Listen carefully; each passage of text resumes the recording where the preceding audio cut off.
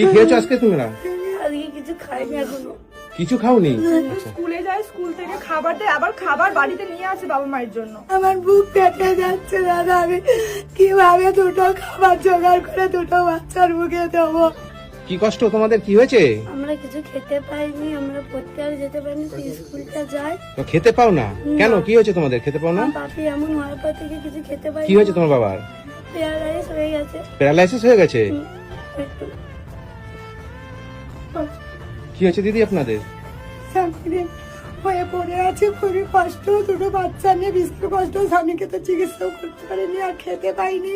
স্বামীর হয়তো চিকিৎসা করবো, ঠিক মতন করতে পারিনি, তো চারিদিক দিয়ে চেয়ে চুয়ে খাই, আর চেয়ে চুয়ে খাওয়ার পরে খাই চেয়ে চুয়ে। আর কি হয়েছিল ওনার, কি করে হলো এটা? উনি তো প্যান্ডেলের কাজ করতেন, প্যান্ডেলের কাজ করতো? আচ্ছা আচ্ছা। কাজ থেকে পড়ে গেছে, পড়ে যাওয়ার পর 10 তলার উপর থেকে পড়ে গেছে, পড়ে যাওয়ার থেকে তো উনি এরকম হয়ে